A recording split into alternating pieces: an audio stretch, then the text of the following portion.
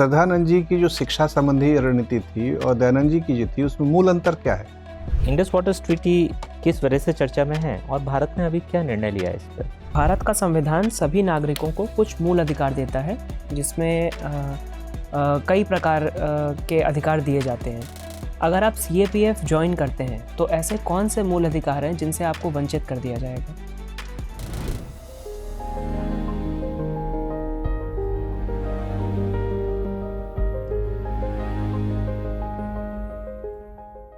Sir, may I Come in. good morning, sir. Good morning, morning. Ashutosh. Have your Good place. morning. Thank you. Your preferred medium for communication would be Hindi और English? Hindi sir. Hindi, ठीक है। अपना परिचय दीजिए। मेरा नाम आशुतोष अग्रहरी है। मैं पटना बिहार का रहने वाला हूँ। मैंने अपनी स्कूलिंग पटना बिहार से ही की है। उसके बाद मैंने BA और ग्रेजुएशन की degree Hindu college Delhi university से की है, हिस्ट्री ऑनर्स में। मेरी हॉबीज़ रनिंग, प्लेइंग क्रिकेट और सॉल्विंग सुडोकू पजल है। ठीक है। तो आपने इतने अच्छे कॉलेज से ग्रेजुएशन किया, हिंदू कॉलेज से, बड़ी प्रतिष्ठित संस्था है और इतिहास के विद्यार्थी हैं। तो ये बताइए कि हिंदू कॉलेज का क्या इतिहास है? हिंदू कॉलेज की स्थापना 1899 में हुई थी। 1899 में? जी सर। अच्छा। उस कॉलेज को बनाने के पीछे का इतिहास ये था कि ब्रिटिशर्स के कॉलोनियल नैरेटिव्स को काउंटर करने के लिए इंडियन साहित्य में और इंडियन कल्चर के नॉलेज को बढ़ावा देने के लिए, नेशनलिज्म के पॉलिसी को बढ़ावा देने के लिए उस कॉलेज की स्थापना हुई थी। अच्छा, राष्ट्रवादी चेतना के प्रसार। जी सर। अच्छा, ये बताइए कि आप कह रहे हैं कि अंग्रेजों के कॉलोनियलिज्म वाले थे, तो दिल्ली पर अंग्रेजों का कब्जा कब हुआ? दिल्ली में अंग्रेजों का कब्जा तो सर, मतलब उन्होंने दिल्ली में जो मुगल बादशाह थे उनको कब हराया और दिल्ली पे नियंत्रण स्थापित कर लिया? 1857 की लड़ाई में उन्होंने हरा दिया था दिल्ली पे। उसके पहले नहीं था? ब्रिटिशर्स ने उसके पहले 1803 में तो उन्होंने 1809 में राजा रंजीत सिंह से समझौता किया ना, एक संधि की थी। जी। कौन सी संधि? Treaty of Lahore. अच्छा, 9 में। और सतलज की संधि कब हुई थी? आइडिया नहीं, पता नहीं। अच्छा, तो सतलज की संधि अगर उन्होंने 1809 में की तो दिल्ली पे कब्जा करने के पहले ही कर लिया था ऐसा उन्होंने? क्या प्रावधान थे सतलज की संधि में? इसके पीछे मैं पढ़ रहा हूँ। अच्छा, वो आपको ध्यान नहीं है, कोई बात नहीं। आप चूंकि बिहार से हैं और आपने दयानंद एंग्लो वैदिक कॉलेज से पढ़ाई भी की है, तो ये बताइए कि दयानंद सरस्वती जी का देहांत कब हुआ और कैसे हुआ? मुझे दयानंद एंग्लो वैदिक स्कूल में पढ़ा है ना? जी सर। DAV में। तो दयानंद जी के बारे में तो पढ़ा होगा, हिस्ट्री विद्यार्थी हैं। अच्छा, उनकी किताब का नाम बताइए। पढ़ा था सर, अभी याद नहीं आ रहा। अच्छा, कोई प्रकाश है? ज्ञान प्रकाश। ज्ञान प्रकाश? सत्य प्रकाश। अच्छा, सॉरी। दयानंद जी का जन्म कहाँ हुआ था? दयानंद जी का जन्म गुजरात में हुआ था। अच्छा, ठीक है। और उनके मित्र थे श्रद्धानंद जी। जी। नाम सुना है? नाम उनके नाम पे एक कॉलेज भी है दिल्ली में, श्रद्धानंद कॉलेज। जी सर। गुरुकुल कांगड़ी कहाँ है? उत्तराखंड में, हिमाचल प्रदेश में सर। अच्छा, किस बात के लिए वो मशहूर है? सांस्कृतिक नॉलेज। तो सदानंद जी की जो शिक्षा संबंधी रणनीति थी और दयानंद जी की जो थी उसमें मूल अंतर क्या है? दयानंद जी वेस्टर्न नॉलेज को भी इंक्लूड करना चाहते थे और लड़के लड़कियों को साथ में कोएड एजुकेशन के बारे में बात करते थे। श्रद्धानंद जी सिर्फ इंडियन कल्चर को और इंडियन नॉलेज के लिए बढ़ावा देने को बात करते थे। दोनों की मृत्यु असामयिक हुई। जी। एक तरह से भारतीय परंपरा में कहें अकाल मृत्यु हुई। जी। और दोनों की मृत्यु के पीछे हत्या का आरोप लगाया जाता है। ऐसा क्यों हुआ? एक एंग्लो वैदिक के समर्थक थे, एक पूरी तरह से भारतीय संस्कृति के समर्थक थे। कभी ध्यान नहीं दिया इस पर? नहीं सर। अच्छा, आप CAPF संगठन में जाना चाहते हैं, असिस्टेंट कमांडेंट बनना चाहते हैं? जी सर। मेरा अंतिम प्रश्न है, आप पद सोपान क्रम बता दीजिए। असिस्टेंट कमांडेंट से प्रमोट होकर कहाँ पहुंचेंगे, उसके आगे क्या होगा, उसके आगे क्या होगा? Assistant commandant, deputy commandant, commandant. Sir उसके आगे सोचा ही नहीं है? नहीं सर, पढ़ा था, याद नहीं आ रहा अभी। चलिए, कोई बात नहीं। आशुतोष, ये बताइए कि अभी इंडस वाटर्स ट्रीटी काफ़ी चर्चा में है, तो इंडस वाटर्स ट्रीटी किस वजह से चर्चा में है और भारत ने अभी क्या निर्णय लिया है इस पर?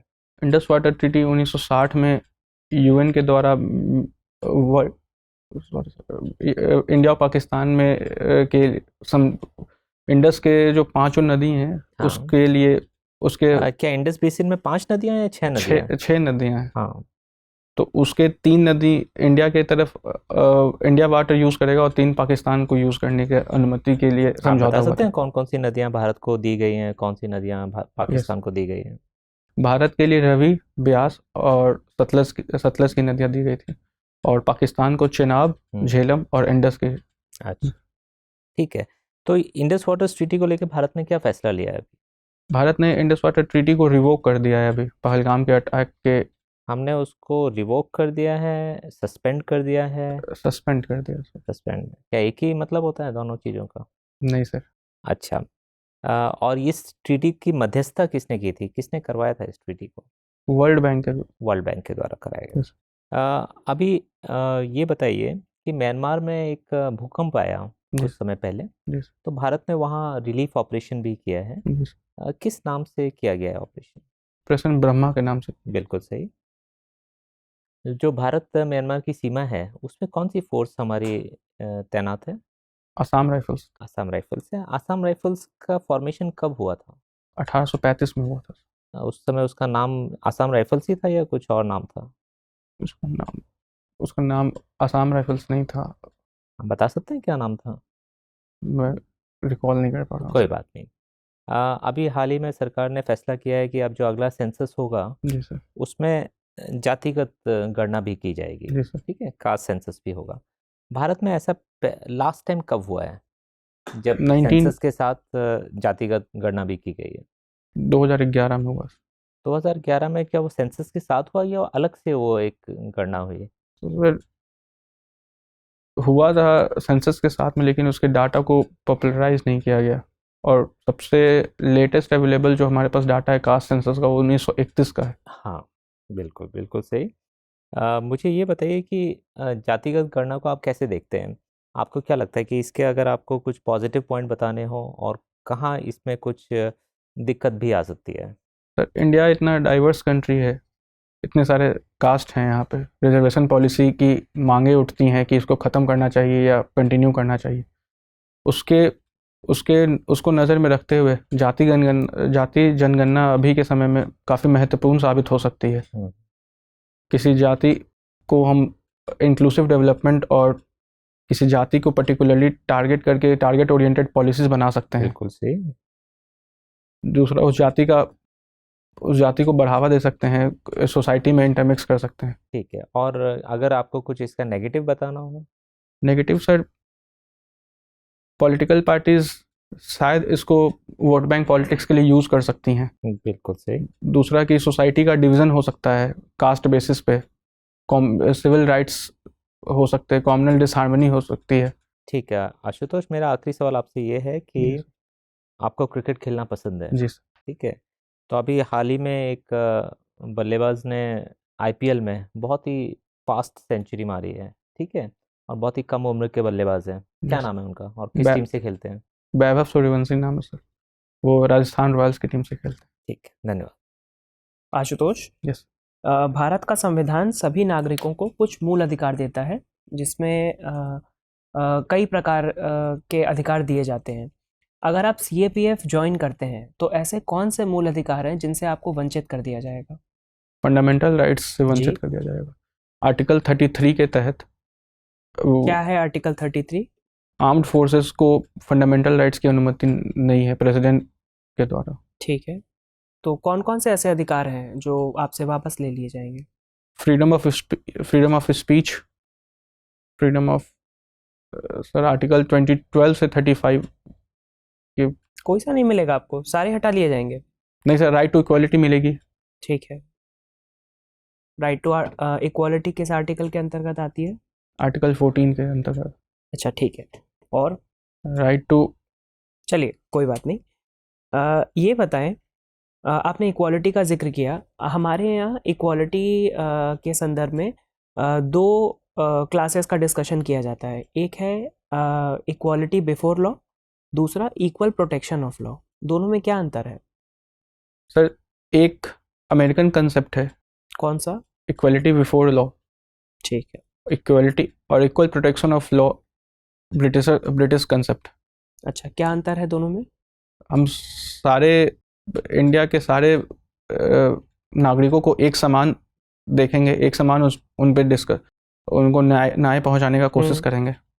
और दूसरा ये है इक्वल प्रोटेक्शन ऑफ लॉ कि हम किसी भी पोस्ट के आधार पे किसी आदमी में विभिन्नता नहीं लाएंगे कि अगर प्रेसिडेंट हैं तो हम उनको भी सेम रूल ऑफ लॉ के तहत जजमेंट देंगे। बट ऐसा तो नहीं होता, प्रेसिडेंट्स को तो कुछ इम्यूनिटी मिली होती है। जी सर।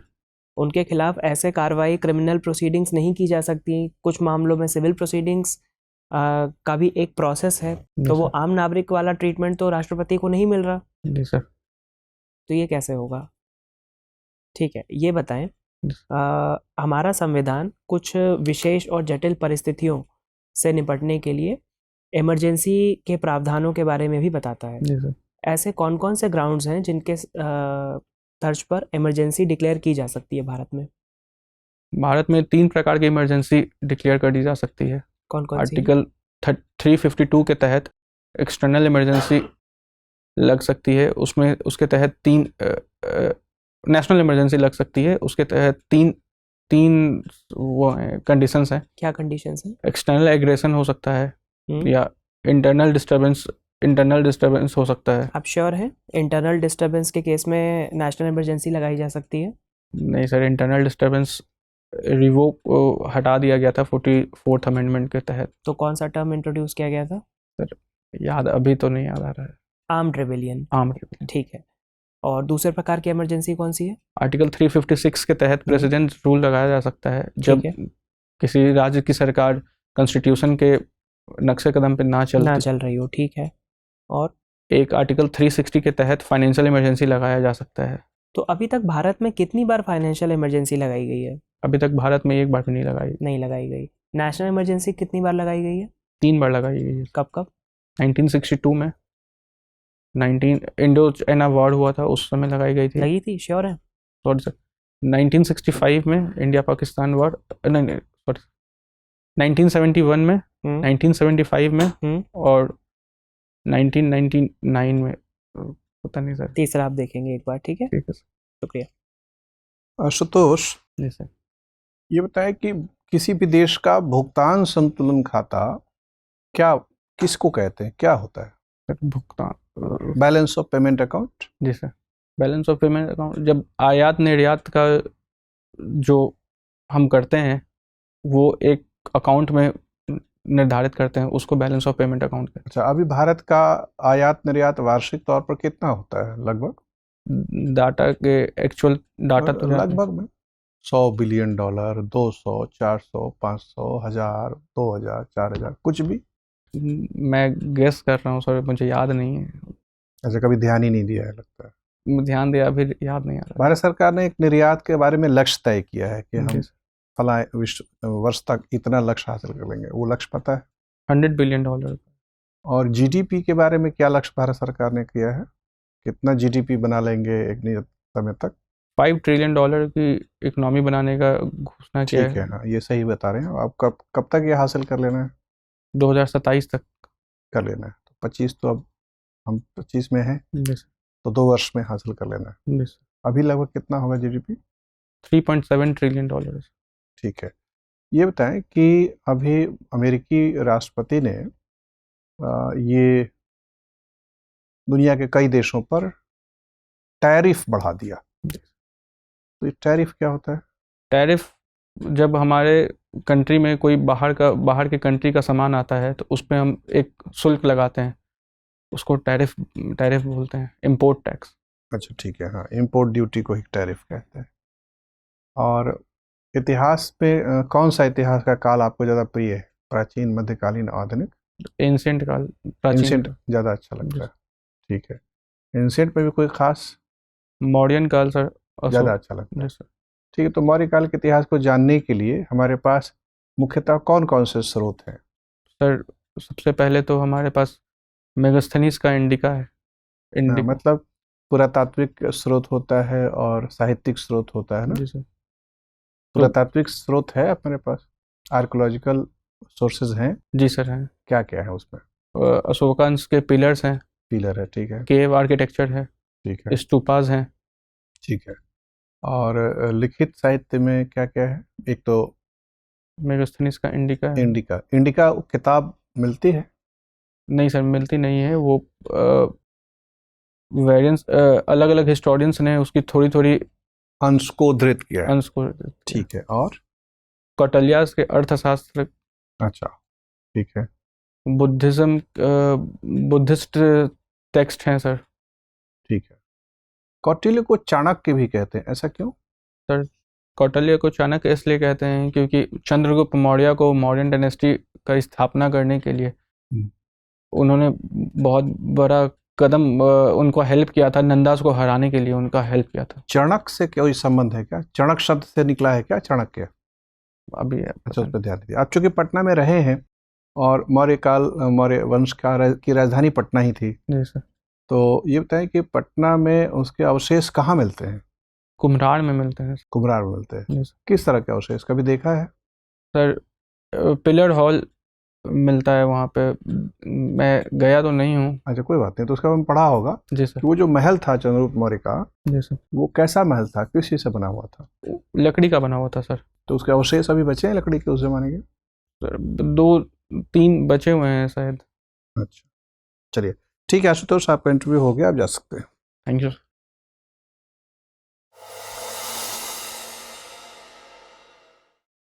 सर आइए, बैठ जाइए आशुतोष। इंटरव्यू आपका 7 मई को है ना? जी सर। अच्छा, तो क्या लगता है क्या क्या काम करना पड़ेगा? सर फैक्चुअल इन्फॉर्मेशन डैफ के ऊपर काम करना पड़ेगा। हाँ, एक वो तो काम करना ही है कि आपको अपना डैफ में हर एंट्री देखनी है। आपके नाम के इर्द गिर्द आ सकता है, अग्रहारीश पर भी आ सकता है। इतिहास के छात्र हैं ना आप? इतिहास में अग्रहार पढ़ा है? जी सर। क्या होता है? वो लैंड ग्रांट्स होता है। हाँ, ठीक है। तो वहाँ से शुरू करते हुए जहाँ जहाँ एंट्री, जहाँ जहाँ हैं, पटना के हैं, बिहार के हैं, इतिहास के छात्र हैं, दयानंद एंग्लो वैदिक स्कूल से पढ़े हैं, इन्फेंट जीसस स्कूल से भी पढ़े हैं, जी सर। उसमें भी सवाल आ सकता है सर। कि जीसस का जन्म कब हुआ, उनको जीसस क्यों कहते हैं, उनका आरंभिक नाम क्या था, क्राइस्ट शब्द उसमें लगा, उसका क्या मतलब है, ये सब थोड़ा सा तो हर एंट्री पे अपना अध्ययन कर लीजिए। एक तो अध्ययन की आवश्यकता है, पॉइंट नंबर 1, डैफ के हर पहलू से रिलेटेड। दूसरी जो जरूरी चीज ये है कि कई प्रश्नों के जवाब में आपने तथ्यगत चूक की है, ठीक है। अब जैसे कि आपसे पूछा गया दयानंद सरस्वती के बारे में, या श्रद्धानंद जी के बारे में पूछा गया, या सतलज की ट्रीटी पूछी गई, या और भी सवाल, ये इंडस ट्रीटी पूछी गई, नदियों के नाम इसमें कौन कौन शामिल है, तो उसमें तथ्यगत गलतियां आपने कई जगह की है। अब इससे रुख क्या होना चाहिए? एक तो आप तथ्यों की तैयारी कर लीजिए ताकि गलतियों की गुंजाइश कम हो जाए, लेकिन ऐसा हो सकता है कि प्रश्न पूछने वाले 3-4 लोग बैठे हैं, वो किसी भी डोमेन से, किसी भी क्षेत्र से सवाल पूछेंगे, हो सकता है उस वक्त आपको तथ्य ठीक से याद ना आ रहा हो। तो पॉलिसी आपकी ये होनी चाहिए कि जो तथ्य ठीक से नहीं याद आ रहे हैं उसके बारे में गलत उत्तर नहीं देंगे, गेस करके नहीं बताएंगे, स्वीकार कर लेंगे कि सर अभी ये तथ्य मुझे ठीक से याद नहीं आ रहा है, शायद लगा लेंगे। जैसे इंडस ट्रीटी में आपको नदियों के नाम नहीं पता था, तो आप कह सकते हैं कि सर मुझे एकदम से ठीक याद नहीं आ रहा है, लेकिन शायद उसमें फला 5 या 6 जो भी आप कहना चाह रहे हैं नदियाँ हैं, ठीक है। अब जैसे मान लीजिए सतलज की संधि के बारे में आपसे सवाल पूछा गया, तो आपको अगर ठीक याद नहीं आ रहा है, या अंग्रेजों और सिख के भी, महाराजा रणजीत सिंह का कौन संधि भी आपको ठीक नहीं याद आ रहा है, तो आप उसमें शायद लगेगा कि सर मुझे एग्जैक्टली अभी ध्यान नहीं आ रहा है, लेकिन शायद वो लाहौर की ट्रीटी थी। आप लाहौर ट्रीटी कहना चाहते हैं, जो गलत है। थी सतलज की संधि, या वो संधि चूंकि अमृतसर में हुई थी तो उसको अमृतसर की संधि भी कहते हैं, ठीक है। और 1809 में हुई क्योंकि 1803 में दिल्ली पे कब्जा अंग्रेजों का हो गया था, वो आपको याद नहीं आ रहा था, आपने 1857 कहा। तो एक तो थोड़ा बहुत रिवाइज कर लीजिए। जैसे ही आप हिंदू कॉलेज को कहिए कि हिंदू कॉलेज एक राष्ट्रवादी चेतना के प्रसार के लिए बनी थी, तो राष्ट्रवादी चेतना से संबंधित और उपनिवेशवाद से संबंधित प्रश्न भी आ सकते हैं। आप कहेंगे ना कि भाई उपनिवेशवादी नैरेटिव को चैलेंज करने के लिए और राष्ट्रवादी चेतना को बढ़ाने के लिए ऐसा किया गया, तो आ जाएगा वो, जैसे ही आप जवाब देंगे उस शब्दों में से वो चुनेंगे। जी सर। ठीक है, तो वो सब अपनी तैयारी रखिएगा।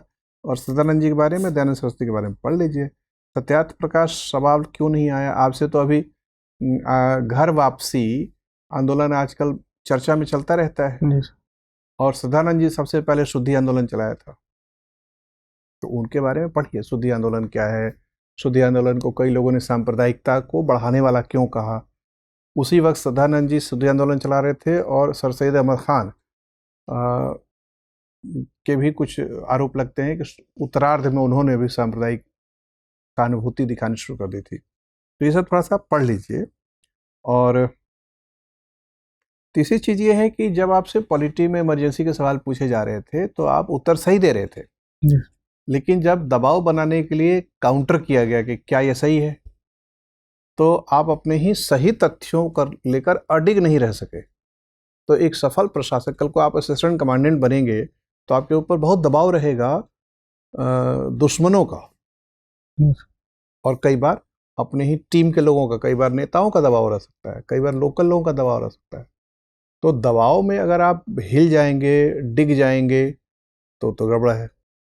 तो सही तथ्य होते हुए भी आपने अपने तथ्य बदल दिए दबाव डालने पर, वो भी नहीं करना है।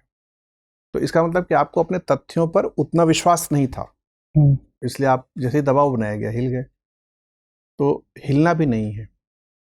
आप उसमें क्या कर सकते हैं, आपको अगर लग रहा है कि हो सकता है मेरे से गलती बोला गया, तो भी आप कहें कि नहीं सर, जहाँ तक मुझे याद है यही सही है, लेकिन आप कह रहे हैं तो मैं एक बार दोबारा उसको पढ़ लूँगा। अपने स्टैंड से हिलिए नहीं, लेकिन डेमोक्रेटिक बने रहिए। उनसे कहिए कि हाँ आप कह रहे हैं, आपका सम्मान करते हुए, ये कहने की जरूरत नहीं कि आपका सम्मान करते हुए, कि अगर आप कह रहे हैं तो मैं इसको दोबारा देख लूँगा, ऐसे कह के उस प्रकरण को पूरा करना है। आत्मविश्वास आप में दिखनी चाहिए, जो कि कम दिख रही है। तो उसका तरीका है कि कुछ तो जो प्रोटोकॉल है या जो तयशुदा कार्यक्रम है कि प्रवेश करते समय साफ आवाज में, आत्मविश्वास के साथ ऊंची आवाज में अनुमति मांगे कि सर क्या मैं अंदर आ सकता हूं, या मैं आई कम इन सर, पूरे विश्वास के साथ। वहीं से आपकी इमेज बनेगी या बिगड़ेगी। वहीं अब दबी जबान में बात करेंगे तो लगेगा इसका आत्मविश्वास कम है। और वो चाहते क्या है, अधिकारी किसको बनाएंगे, ऑफिसर किसको बनाएंगे, जिसमें आत्मविश्वास हो, क्योंकि कल को आपको एक टीम दी जाएगी उसको आगे नेतृत्व करने के लिए। तो ऊंची आवाज में अनुमति मांग के अंदर आए, अभिवादन करिए। बैठने के बाद जब वो कहें कि बैठ जाइए या इशारा करें तो उनको धन्यवाद ज्ञापन करिए, एकदम साफ साफ, गला एकदम साफ करके, आवाज स्पष्ट। लिबास आपकी बहुत अच्छी है, लिबास आप यही जारी रखिए। बैठने की भंगिमा भी मोटा मोटी 95% ठीक है। थोड़ा सा और तन की अगर बैठने की गुंजाइश हो तो वो अच्छा रहेगा, लेकिन बैठने की भंगिमा। चेहरे के भाव में वही कह रहा हूँ कि थोड़ा आत्मविश्वास की कमी है, तो थोड़ा कहीं कहीं मुस्कुराता हुआ चेहरा रखेंगे ना, उससे भी लगता है कि आपका आत्मविश्वास है।